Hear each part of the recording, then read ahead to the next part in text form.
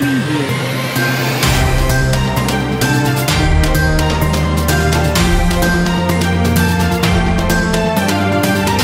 jërë ngeen jëf mbokk yi rafetlu seen ànd ak télévision Time for Africa dal leen jàmm ci xibaar yi luñ fi nar a waxtaane bokk na ci ñaar fukki at ak benn ginnaaw bu ñu fàttee étudiant boobee di Balla Gaye tey ji naka lañ ko doon màggal fële ca université Cheikh Anta Diop de Dakar ñooñu étudiants yi nag ñu ñaawlu bu baax a baax dossier bi nga xamante ne ñii di yoon defaguñ ci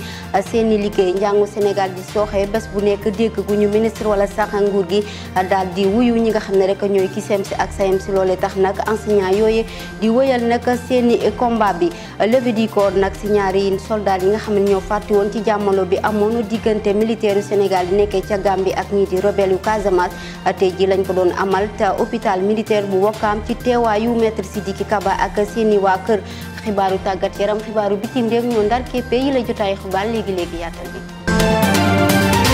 dal leen jàmm mbokk yi ci xibaar yi tey jii la ñu doon amal li nga xam ne rek mooy levée du corps soxal ñaari soldats yi nga xam ne dañ leen a faatoon ci jàmmaloo bi amoon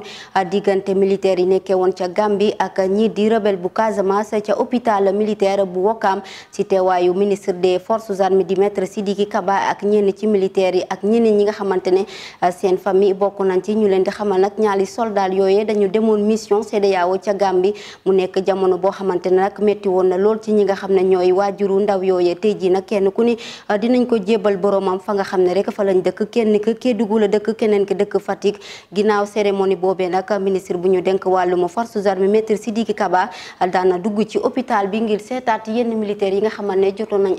ay gaañu si jàppante boobu amoon le 24 janvier 2022 ba tey rek ñu desandi ci waarum alme bi ki nekkoon colonel Malick Cissé dafa génn àdduna niki démb ci dimanche bi jàpp guddi altine ca hôpital Fann ginnaaw ba mu amee ab feebar bu gàtt ñu leen di fàttali nag moom moo nekkoon ancien conseiller spécial bu président Wade moom moomee bokkoon na ñu gën a ràññee ci wàllum parti démocrate yi dawal na ay mission yu bari nag ki nga xam ne rek mooy président Wade waaye tamit doxoon na bu baax a baax seen diggante moom ak Idrissa Seck ginnaaw bi nga xamante ne rek amoon nañ ay rëq-rëq ñu ngi koy jaale waa Sénégal yëpp juñoon naa leen ko ci bopp xibaar yi ñaar fukki at ak benn ginnaaw bi nga xamante ne Balla Gaye nag étudiant boobee faat nañ ko ca université Cheikh Anta Diop bu Dakar ginnaaw jàmmaloo bi amoon ak ñi di takk der yi ak étudiants yi tey ji nag lañ ko doon fàttali ca université ndaw yooyu nag di étudiants yi ñu ngi koy fàttaliku waaye di ñaawlu bu baax a baax li nga xam ne yoon defagul liggéeyam ba tey ci wàllum dossier boobu Ousmane Niass demoon na fa.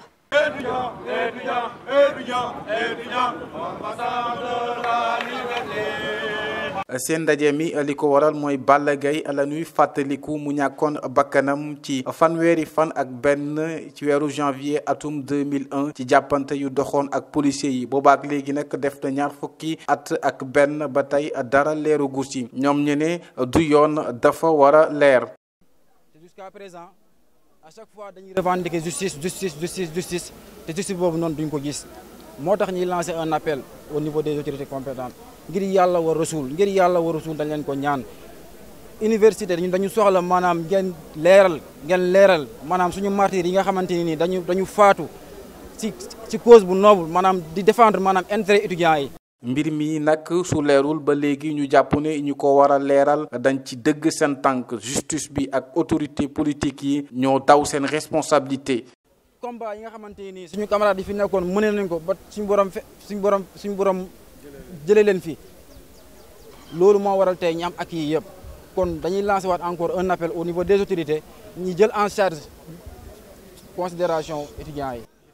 université nag ak ni muy doxee ñoom étudiants yi ñu jàpp ne buñ bëggee jàmm di fa law faw rek bépp waxtaan bu fay am ñu dal leen ci boole lii nag ñu jàpp ne wuute na lool ak taxawaayu ki nga xam ne moo jiite ministre de l'enseignement supérieur ñu gis ne da leen beddi ci yenn waxtaan yi.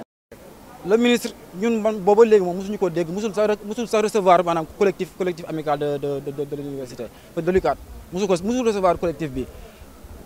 te di ko wax maanaam moom bu fekkee ne moom mooy le ministre de l'enseignement supérieur dafa war a jël ay responsabilités ci université sik fàttali nag ci atum 2016 kii di Bassirou Faye ci la ñàkkoon bakkanam atum 2018 loole tamit dal lu ku mel ni Fallou Sène te lii yëpp ba mu amee danu ko nëppal étudiants yi ni dafa daw justice te faw rek mu taxaw temmu ngir leeral lii yëpp ci gëtu Sénégal yëpp buñ ko deful ñoom dañuy wàcc ci mbedd mi delloo buum ca mbooy ga.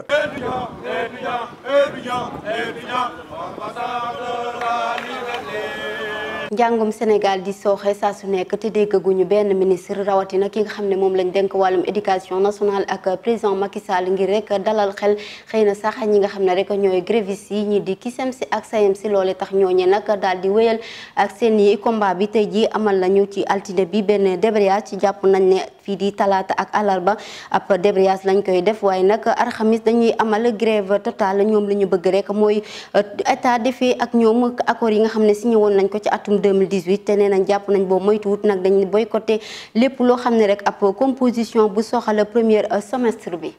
ginnaaw grève bi nga xamante ne moo lëmbee système éducatif fii ci Sénégal ndaw yi nag élèves yi nekkee ci lycée yi ak collège yi rawatina ca Pikine nag ak fële nga xamante ne ca Sédhiou génn nañ ci suba rek ñoom it yore seen pancarte luñ ca bind mooy dañoo bëgg a jàng ndax jamono ji soxla nañu suñu professeurs yi suñu classe yi rawatina sax yenn ci waajur yi bokk nañ ci ñu déglu kenn ci waajur yi nekkee ca Pikine.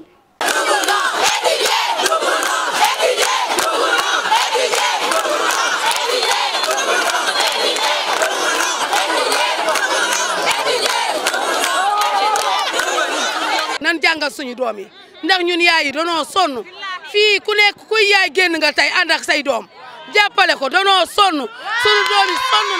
nan leen jàppale jàngal leen nan jàngal suñu doom yi ñun yaay 5 heures du matin la ñuy jóg di dóori waar di jox suñu doom yi di jënd ay fourniture di jënd ay cahier di jënd livre te lépp a seer boole ci nag yor kër yi nan jàngal suñu doom yi danoo sonn.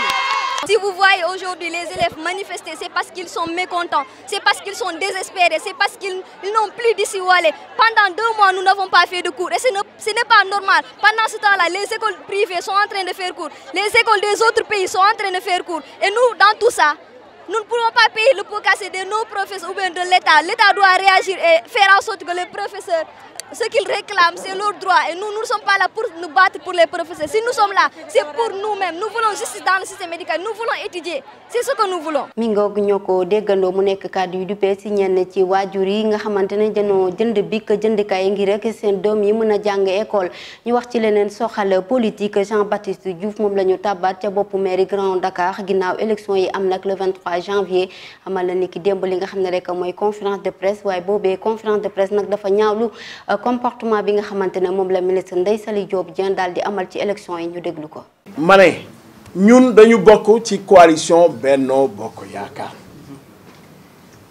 borom réew mi jiital ñu si ñu ànd si ak ñun ñëpp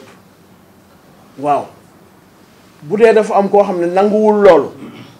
ba buggul boole boppam ci yëf yi mais duñ ko imposer pour mu ñëwul gisuñu ko dégguñu ko voilà liggéey nañu ak ñi fi nekk te yàlla suturaal nañu loolu rek moo am solo li si des moom amul benn solo waaw waaye nag il faut ñu wax itam li dëkk bi yëpp di wax dëkk bi yëpp nee na ñu ñëwul moom ak ay ñoñam te ñu ngi ci liste bi defuñu campagne ndax gisuñu leen benn yoon te nag di wax ne wooteel leen Dakar feneen fi bu leen neexee bu leen wootee bu leen neexee ngeen dugal ñaari kayit bu leen neexee ngeen wooteel ku leen neex ah waaw loolu mais yàlla weddi na ko loolu moo am solo voilà.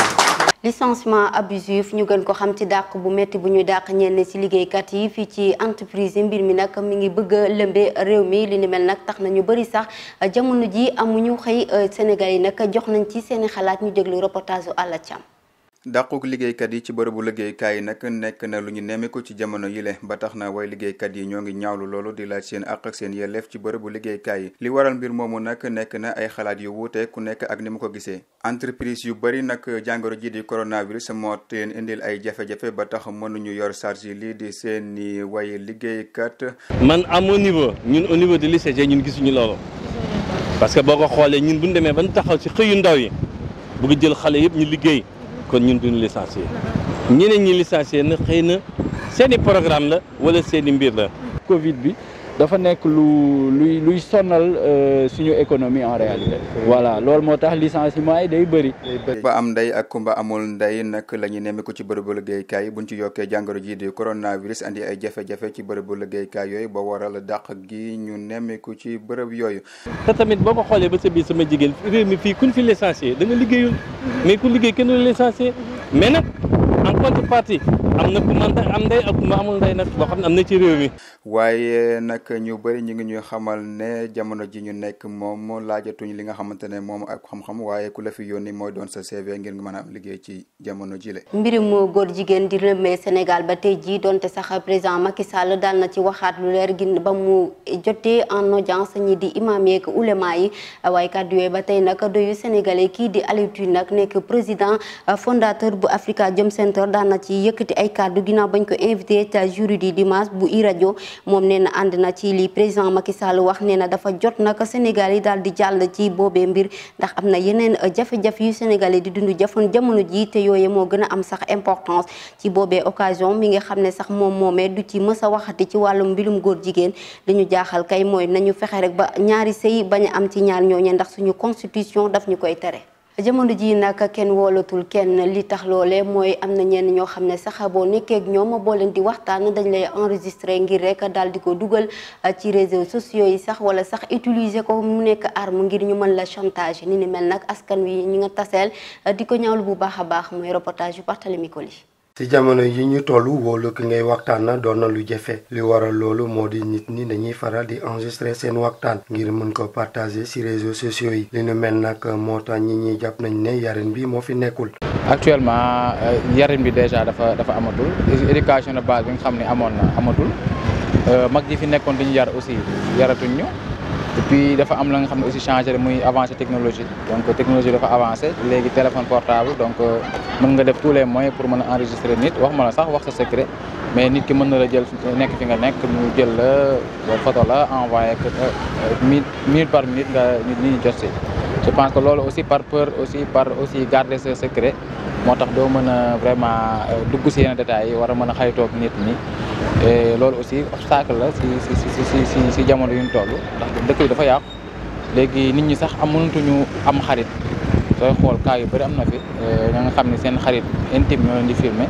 yóbbu leen te loolu yëpp lu koy waral mooy que ni nit ñi parfois dañuy xeex politique daf si nekk dañ lay fay jox la xaalis pour nga dem yàq nit pour mettre fin à sa carrière politique yooyu am na ci mais yeneen aussi am na ci muy baadoo la wala non mën nga ma def dara la nga xam ni dafa ñaaw ma bëgg a fayu je peux faire comme ça pour mën la yàq donc je pense gis nañ actuellement looloo xew. wax dafa jafe moo waral bala ngay wax dafay baax nga xam ki ngay waxal ak fan nga koy waxee. ñun ñi xam lu ñuy wax xam lu ñu génnee seen biir loo xamante ne seen bagage bu bopp la ñu xam lii mën nañ ko wax ñu xam ne loolu leneen lii mënuñu ko wax ndax nit ñi dafa mel ni information ak secret nit ñi dañ koy jaay am ci xaalis donc bàyyi ci xel bu baax dafa am solo nga xam li ngay wax ak nga xam li ngay bàyyil sa bopp loo xamante ne sa bagage sa bopp la loolu daal su ma doon ñaax nit ñi ci loolu laa mën a wax exactement. taskat xibaar yi war nañu gën a mën a xoolaat seen taxawaay. donc solution bi li mu la wax rek la tey ñi nga xamante ne ñoom ñoo yor la capacité war a divulguer les informations d' abord comme ñun yéen ñi nga xamante ne yéen a yor site yi donc je pense ñun ñoo war a gën a xoolaat suñu façon doxalin du n' importe quel élément la ñu war a dugal donc bëgg c'est-à-dire bëgg abonné yu bëri wala bëgg monétiser sa chaîne bu mu tax nga def la nga xam ne bokkut ak suñu aada. wax ak sa morom di ko enregistré nekkul li ñu rafetlu jamono ji moo waral ñu ngi ñaax askan yi ñu moytu wax seen secret fu nekk. jërëjëf Barthélémy Koli ñu wax ci leneen soxal xale yu jigéen yi doog a sëy jamono ji ñu gis ñu bëri si ñoom nag seen nekkin ci waañ bi nag dañ ko mënut rawatina togg ja li ni mel nag ñi koy ñaawlu ba tax nag ñuy waxaate waajuru jigéen rek ñu gën a tàbbalaat xale yi ci waañ wi ndax waañ dafa bokk ci li nga xam ne mooy sëyu jigéen ñu déglu reportage bi ñu Umu Kalsum defal. jamono yi ñu toll dañu seetlu ne xale yu jigéen yu ci bëri mënuñu waañ lu ni mel nekk lu doy waar goro yi ak njëkk yi di ko ñaawlu ñenn ci sénégalais yi ñu dajeel di ci wax seen xalaat Nogay Mile di étudiante di ñu xamal ni lu am solo la texte di wax ni mën na togg ndax yaayam tàggat na ko ci jigéen daa war a mën a togg wala su tëlee sax mën a dem ci YouTube ngir mën ndax njëriñam la dooni mais comme li nga wax ci xale jigéen yi man defe naa dama naan sama kaalaay wax mën naa togg ndax li ñuy wax suñu yaay dañuy taataan ci togg maa ngi fàttaliku ba may def ay 3e BFM su ma daan wàcc damay fekk sama yaay bàyyi reer bi su ma ñëwee damay sonn mais teewul damay togg ba may def bac aussi la même chose dama naan sama yaay mii xanaa daf ma bañ damay wàcc sonn ba bëgg a dee mu ne ma kaay togg mais gis naa njariñ li leena ma ne instant su ma demee sama kër jëkkër dinaa togg voilà buñ ma tegal mën naa koo togg kuy xaar nag ci goro bu mënul togg moom demal nga togg ndax mën naa togg bu baax a baax te gis naa sama moroomi jigéen yi instant yi ñoom ñëpp ñu ngi siy góorgóor di togg dañuy gis moment bi sax ñi nga xamante ni mënuñoo togg dañuy dem si seeni YouTube comme ñu demee noonu télé ay togg jéem a xool nu ñuy def bu mun togg ndax lu am solo la moom boo nee jigéen moom ngay sëy da nga war a mën a togg vraiment c'est la moindre des choses. ci bu ñu sukkandikoo ci waxu Samba Sow di père de famille ñàkkum mun togg ci jigéen du lu jaadu soxna daa war a mun waañ. loolu yëf yëbaate la jigéen boo sëyee normalement da nga war a togg. waaw bul bàyyi kii si goro du la toggal loolu baaxul waaw loolu baaxul vraiment baaxul loolu bokkul ci diine l'islam loolu tubaab bi ñoo koy def mais même tubaab bi sax rek defuñu ko loolu baaxul jigéen boo sëyee da nga ko war a togg su goro toog di la ñaanal man loolu laa xam. Léontine di ci dolli moom jigéen bu demee ba yenn âge yi te duggul waañ mënul togg ci éducation de base bala togg dañu koy jàng ngir mën ko. li ma mën a wax ci loolu mooy boo gisee kii xale bu jigéen bu màgg ba dem sëy mënul togg loolu ça dépend ci éducation de base bi parce que dès le bas âge ku ñu jàngal dès le bas âge togg xanaa kay balaa ngay dem sëy di nga mën def dara waaw donc loolu je pense que c'est lié à l'éducation de base waaw loolu la. maa ngi ni conseil daal comme technologie bi léegi am na ay kii lu li nga xam ne bëgg naa ko daal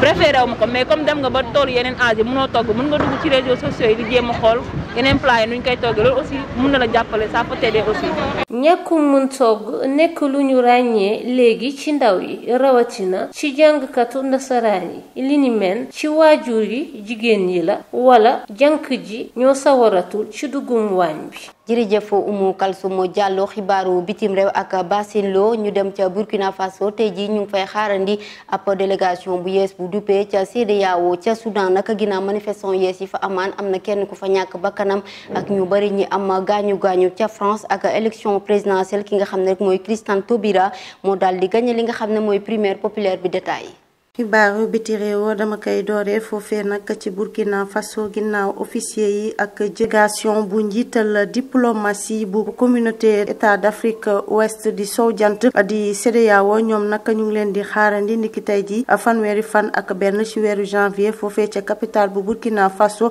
foofee nga xamante ni nag ab waxtaan war na dox ci diggante membre yi ak junte bi ginnaaw nag ba ñuy jëlee ay bés nag li nga xamante ni mooy nguur gi niki samedi nag CEDEAO daal dina fay yabal ab délégation lu ëpp ci ay njiital armée bu sous région bi nag daal nañuy daje ak njiital junte ba di lieutenant colonel Paul Henri Sandaoga Daminba ci ab waxtaan bu gàtt rek mouvement patriote ngir daal di sauvegarde ñeel restauration daal dinay dëggal li nga xamante ni mooy ay engagement wam ci organisation bu sous régional ak international bu ñu sukkandiko ci ab bataaxal bi nga xamante ni mu ngi tukkee ca présidence bu Faso niki ajjuma nag ci Burkina Faso foofu nag daal di nañuy dakkal li nga xamante ni mooy seenu bokk ci foofee ca CEDEAO ginnaaw ab coup d'état bi nga xamante ni amal nañ ko fa ca réewum Guinée ak Mali ñoom itamit bokk foofee ca CEDEAO daal nañ ko dindi mit Union africaine moom itamit daal nay def li ni mel daal di dakkal li nga xamante ni mooy ay activité ca réewum Burkina Faso ba moom nag daal nay wax da koy dàq ba li nga xamante ni daal mooy ordre constitutionnel ba dellu si waat foofee ca réew ma ñu wëyal ko ak manifestant yi nga xamante ni amoon na foofee ca Soudan ba benn doomu aadama daal di si ñàkk bakkanam ni ki démb ci dimanche bi nag fanweeri fan ci weeru janvier lu toll ci junni ci ay soudanais ñoom nag ñoo wutali woon palais présidentiel ba foofee ca Khartoum ngir naqarlu li nga xamante ni mooy toogaayu pëtch ba di général Abdel Fattah al-Burhan di naqarlu itamit wàllub yoon ak démocratie ginnaaw nag soldat yi nga xamante ne ni dañoo armé wu woon ci kaw ba suuf nag daal di baari li nga xamante ni mooy yoon ya ak pont ya ay sàkku ciment yi nga xamante ni itamit daan nañ koy teg ci QG bu armée ba ak palais présidentiel ba nag loolee nag taxoon na ba mobili daal di dajaloo foofu nag mënoon na ñàkk ci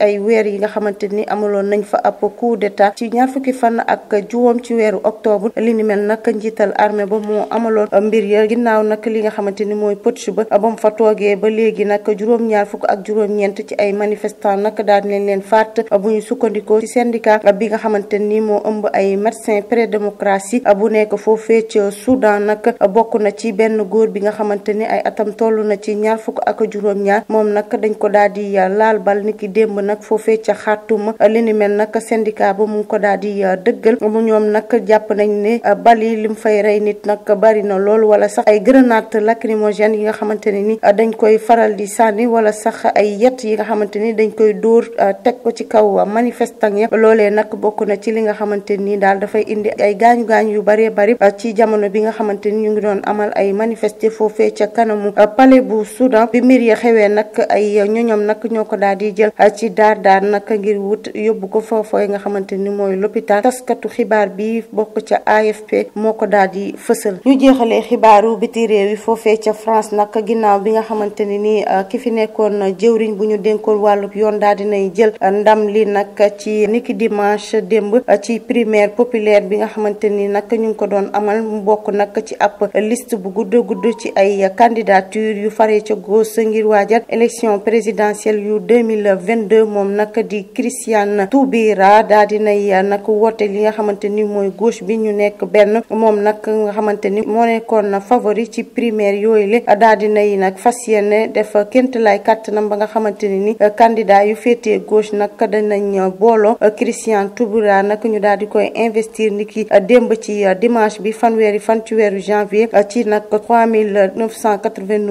738 ci ay électeurs yi nga xamante ne ni ca primaire populaire ba la daal dinay nag xaatima ab contrat bi nga xamante ne ni nag day dajale ñi nga xamante ni ñooy organisateurs yi moom nag daal dinay fas yéene dajale ñi nga xamante ne ni ñoo bokkee ca gauche ba ca primaire ya ngir nag waajal élection présidentielle yi nga xamante ni ñu ngi koy naka amal ni fukki fan ci weeru avril bu ñu dëgmal moom nag juróom-ñaar fukk ci ay fan rek moo ko daal di dese moom candidat bi nga xamante ni moo féetee ca gauche. xibaaru tàggat yaram ak Coupe d'Afrique des Nations Sénégal nag daal na qualifié lii di demi-finale dina taseek ñi nga xam ne rek mooy Burkina Faso ginnaaw bi nga xam ne rek dafa daan ñi di Guinée Équatoriale ñetti bi ci benn joueurs yi nag ak kii di entraîneur yi ak ministre des sports daan nañ ci wax ci conférence de presse bu ñu amal ñu déglu Fatou Dieng. ñu tàbbali xibaar tàggat yaram ak ndamal Sénégal ci kaw Guinée Équatoriale ñetti bal ci benn ñoom ñi lee daal di nañ qualifié ci demi-finale yi war a jàkkaarloo ak kii di Burkina Faso ginnaaw ndam li ministre des sports Matar Ba mu ngi rafetlu ndam li gaynde yi am ci kaw doomi Guinée Équatoriale yi te it di rafetlu coachingu Aliou Cissé. mbégte parce que li ñu fi andi mooy gagné match bi am dañuy ñaan gagné ko kon bu ñu ko yàlla maye dañ koy di sant gërëm ko ba pare sant xale yi parce que l'équipe quand même tey wone na beneen visage am na ay hauts et des bas defe naa ne loolu moom mooy tax ñuy gën di progresser booy xool équipe bi mu ngi yéeg en puissance malgré quelques déchets que certainement le staff technique va régler su ko defee ñu dem mën a taxaw mën a daje Burkina fekk ñu nekk à 100%. kii nag di coach Sénégal muy Aliou Cissé daal dinay amal ak ndaje waxtaan ak taskatu xibaar yi. Nous sommes très fiers et très satisfaits aujourd'hui de ce. Oui, am nañ fierté, am nañ satisfaction. Nous avons choisi 30 joueurs. Donc, 30 personnes lañ ci tànn donc c'est normal que résultat bi am ci ñoom. Pratiquement c'est la première fois qu'il y a autant de joueurs qui jouent, qui rentrent, qui sortent. bu ñu fa jógee ñu dem ci Ismaïla Sarr mi nga xam ne mu ngi soog a amal jongante bu njëkk ci CAN bi moom mi leen mu ngi xamle ni dina joxe lépp li mu mën ngir équipe nationale daal di jël CAN bi. parce que Sénégalais yi dañ ma joxoon confiance. man tamit foog ma delloo leen ko parce que xam ni ñun Sénégal rek a ñu ñor dañuy def lépp pour Sénégal voilà coach bi def ma confiance équipe bi tamit. voilà di féliciter équipe bi yëpp parce que nekkul man dong parce que ñëpp a def liggéey bi. kii di Kalidou Koulibaly mu ngi rafetlu football bi nga xam ne nii ñoom footballé nañ ko quart de finale. Ouais, c'est dérangeant, mais je pense qu'il faut retenir la victoire aujourd'hui. Foog ñu jàpp match bi l'essentiel mooy match bi joué nañ ci jàmm défendre nañ ko et marqué nañ ay buts tamit donc même si jël nañ benn but c'était pas normal mais tamit dinañu yokk li ñu liggéey et je pense que dinañ am résultat bu baax. 5 minutes après, donc ça prouve qu'on est... waaye it kii di président de la république bu Sénégal daal dinay rafetlu qualification demi-finale bu équipe nationale bu Sénégal mu daal di koy fësal ci compte Twitter am waaye it teg ci di leen ñaax. ginnaaw ndaw bu réew bi nga xamante ne moom la gaynde yi am démb Sénégal yi nag ànd ci contentement bu baax a baax yëkkati nañ ci ay kàddu rek di rafetlu ndam li waaye nag di gën a ñaax gaynde rek ñu fexe ba indil ñu coupe bi fii ci Sénégal micro trottoir Barthélémy Koli. Aliou Cissé il a bien fait moom bëgg na trop mais am na match yoo xam ne du coach bi moo koy gagné mais joueurs yi ñooy bëgg match bi mën ko gagné comme match yi weesu ak match démb bi soo ko comparé match démb bi football nañ bu baax soo xoolee premier mi-temps bi dañoo accéléré jeu bi tijji jeu bi Sénégal su tijjee jeu bi da ngay comprendre ne benn équipe mënu ko parce que am nañ gardien bu baax am nañ défenseur yu baax am nañ milieu bu baax. Sénégal daal dinay def match bu rafet bu ñu xoolee match bi weesu ak match démb bi seen performance yokku na lool ñoom wane nañ ni ñu mënee loolee tax sax ñu am ndam lu rëy 2-1. bëgg naa nag ñu gagné coupe bi waaye équipe bi dafa des waaye match démb bi moom kontaan naa ci lool te am naa ci yaakaar su ñuy def nii dinañ jël coupe bi waaye ñaanuma yàlla mukk ñu tasee ak Cameroun bis bu ñu demee final ndax ñoom ñi le duñu nangu kenn dóor leen ci seen dëkk waaye su ma nekkoon ci place su entraîneur bi duma aligné ñoom ñépp. ça dépend moom mooy coach bi quoi moom moo xam lu muy teg quoi match bu nekk ak lu muy laaj rek peut-être match démb bi loolu la laaj quoi parce que moom moo ma gën a spécialisé ci loolu quoi par rapport ak coach bi mais je pense que daal lu mu teg démb bu baax na quoi. Barthélémy Koli ñu koy jaajëfal di ñaanal suñu gaynde yàlla may leen ndam bi lii di demi-finale bi ñu indi ñu coupe bi mbokk yi lii moo gënoon fes ci xibaar yi ñu leen di jaajëfal ci ànd beeg déglu bi di leen jox dig daje suba incha allah fii ci Time for Africa.